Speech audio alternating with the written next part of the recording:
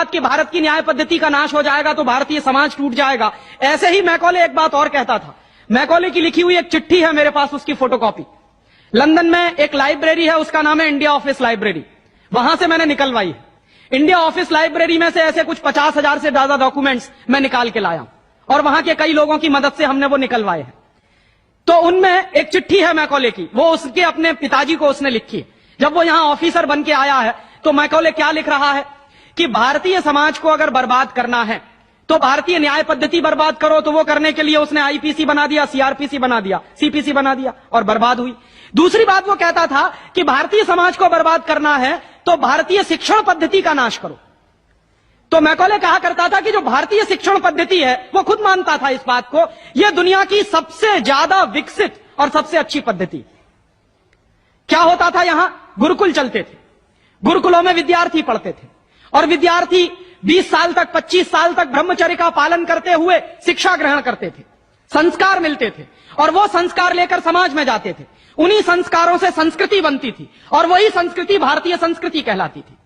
ऋषि थे, मुनि थे, बड़े बड़े ज्ञानी थे, महात्मा थे, वो गुरुकुलों को चलाया करते थे और सारे के सारे गुरुकुल जो चला करते थे उनमें वेदों का अध्ययन, पुराणों का अध्ययन, उपनिषदों का अध्ययन, जो भारतीय ज्ञान है, जो भारतीय मनीषा है, उन्हीं सबका अध्ययन संस्कृत के माध्यम से कराया जाता था।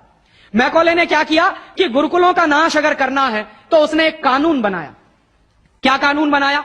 संस्कृत में जितने विद्यालय इस देश में चलते थे हिंदुस्तान में अंग्रेजों के जमाने में, उन सबको उसने इल्लीगल घोषित किया, गैर कानूनी।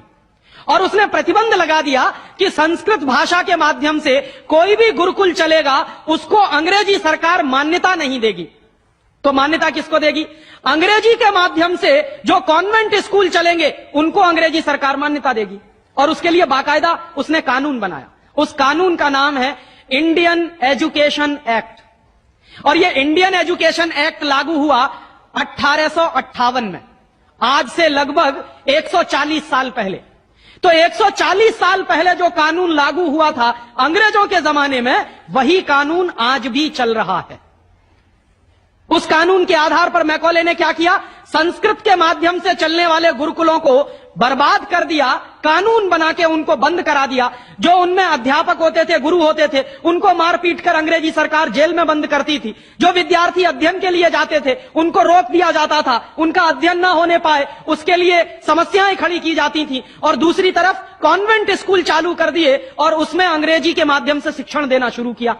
एक दिन उसने अपने बाप को चिट्ठी लिखी और इस चिट्ठी में उसने ये लिखा कि मैंने हिंदुस्तान में एक ऐसी शिक्षण पद्धति पैदा कर दी है जिसमें अगर हिंदुस्तानी विद्यार्थी पढ़ेंगे तो पढ़कर निकलने के बाद वो शरीर से हिंदुस्तानी होंगे, दिमाग से सब अंग्रेज हो जाएंगे। वो देख रहे हैं, अभी देख रहे हैं। तो शरीर से हिंदुस्तानी और दिमाग से अंग्रेज। तो मैकॉले दूसरी बात लिख रहा है उस चिट्ठी में कि जब वो शरीर से हिंदुस्तानी और दिमाग से अंग्रेज हो जाएंगे तो अंग्रेजों के हिसाब से सारे काम करेंगे।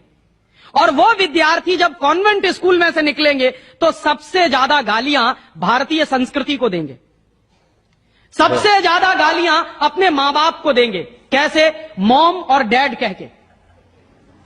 डैड माने होता है मरा हुआ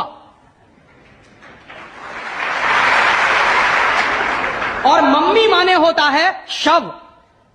इजिप्ट में आप जाइए, मिस्र एक देश है, वहां पे ममीज कहा जाता है किसको?